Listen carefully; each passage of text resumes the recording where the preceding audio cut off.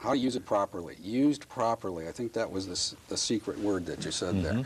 So it really, what happens is, when you're picking out a timeshare to use, we really have to do our homework in order to basically get the proper usage. What the developer is selling a product, and typically he's doing most of the education for us. We're in the resale market, but the developer is doing the initial intro into timesharing in most cases.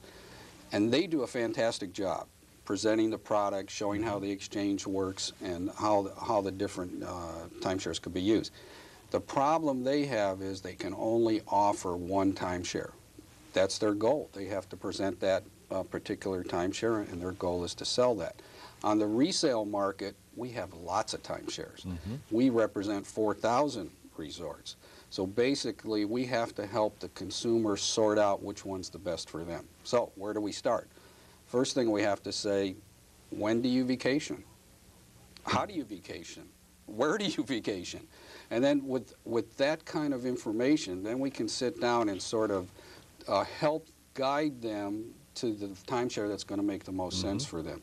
Maybe an inexpensive timeshare in Mexico with high trade value might work for them.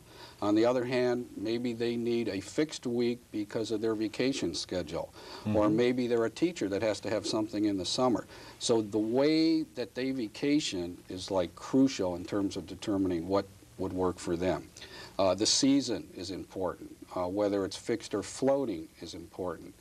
And what will happen is, once we can get that information, then we'll figure out, well, how many people travel with them normally? Is it just the wife and the husband? Or is there a small child? Or does grandma go with them? Or is it two couples traveling together?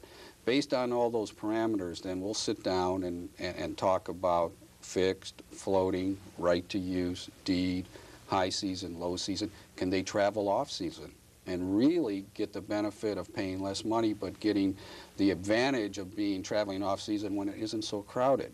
So all those parameters come into play. Once they determine, and we help them sort of decide what area, what size, and the next thing would be price range. Once they get into price range, then they go into another level of homework. And that homework involves deciding and actually determining what the original price was, what the resale price should be, and then making offers based on those parameters.